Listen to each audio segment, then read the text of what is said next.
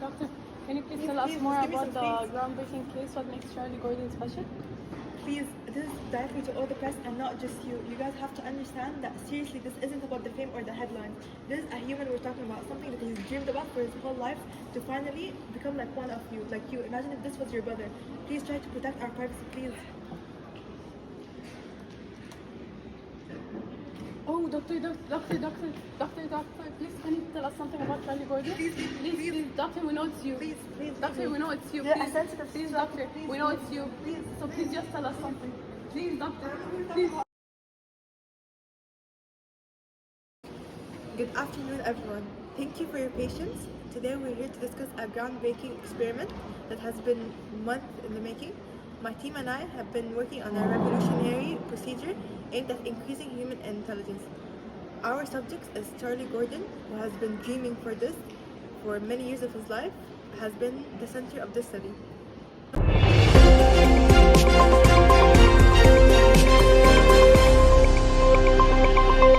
Audio Jungle. Good afternoon. Welcome to tonight's show. Today we have Dr. Jumana. Thank you so much for having me. Doctor, thank you for agreeing to this interview. The world has been watching closely ever since. The groundbreaking surgery on Charlie Gordon. Can you walk us through the key moments following the surgery? What were the expectations going on?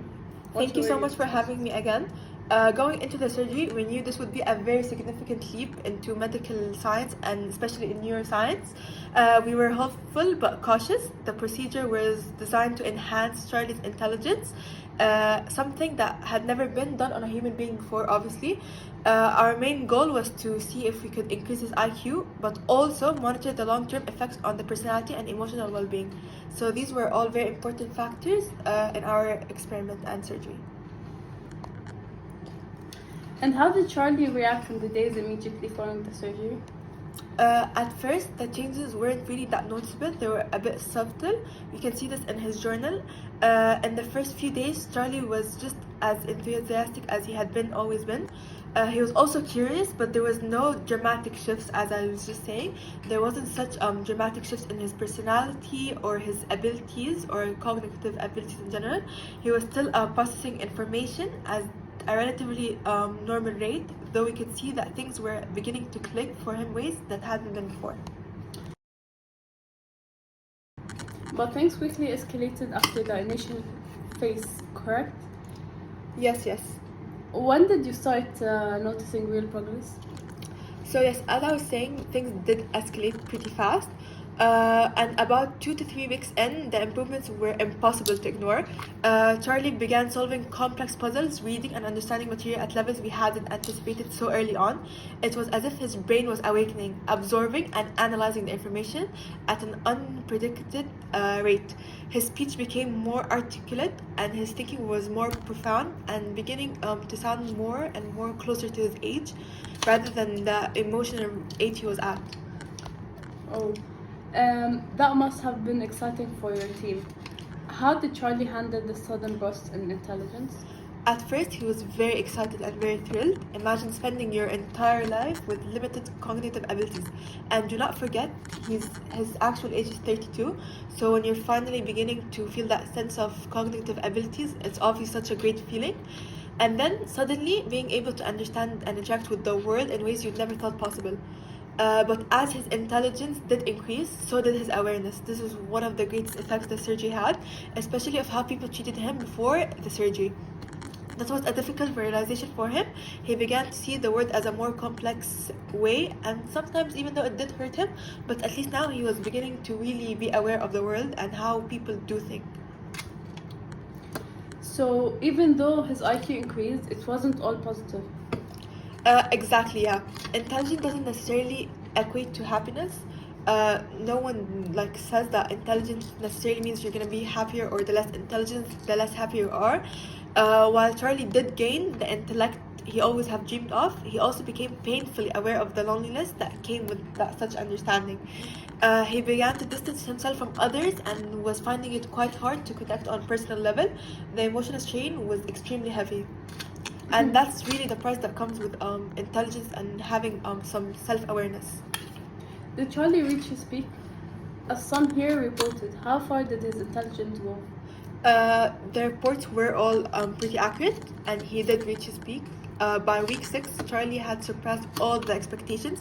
His IQ had soared to such genius levels. He wasn't just catching up anymore, he was leading. He contributed to our research, understanding complex theories, and even began questioning the ethics of very experiment that we were conducting on him. It was such a remarkable transformation. It was like a whole brand new person. But then things started to change. Can you explain what happened after Charlie reached his peak? Unfortunately, yes, this is true. This is where the experiment took a turn. After reaching his intellectual peak, Charlie began to regress. At first, it was quite minor, such as like forgetting some few details every year now, as all of us mostly do. And then he began struggling with tasks that once were very easy for him. But over time, it became clear that his mind was deteriorating and he couldn't handle all the stress. We discovered that the effects of the surgery were not permanent and it was quite temporary. That must have been heartbreaking for you and Charlie. It was absolutely devastating. I was heartbroken over this. Charlie had come so far only to lose what he had worked so hard for and gain. But was even more painful, that was awareness of decline.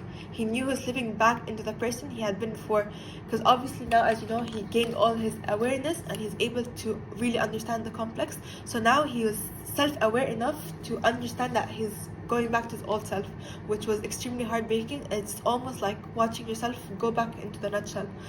And as I was saying, he was slipping back into the person he had been before, and there was nothing any of us could do to stop it, unfortunately.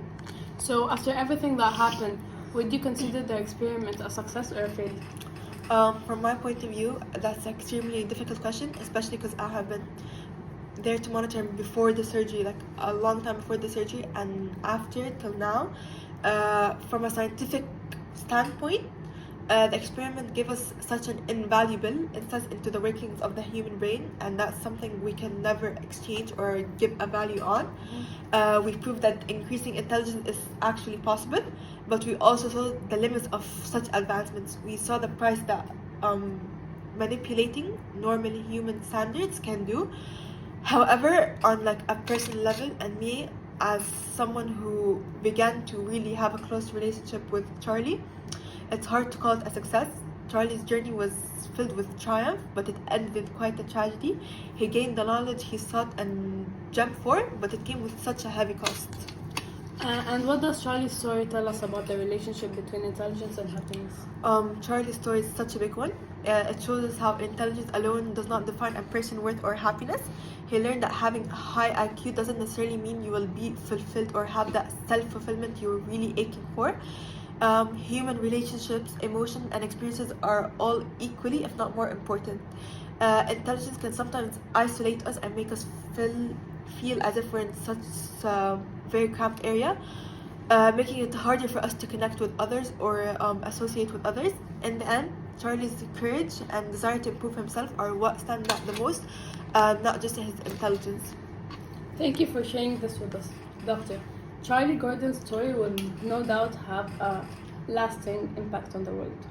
Thank you, and I really appreciate for you hosting me here and to be able to tell Charlie's story. I'm sure this will send a great message for everyone that intelligence or like changing human qualities just to be a better person doesn't mean anything, and at the end of the day, it's our emotion that keeps us living in this world. And intelligence, I feel like we can see here, it's more of like a society type of thing.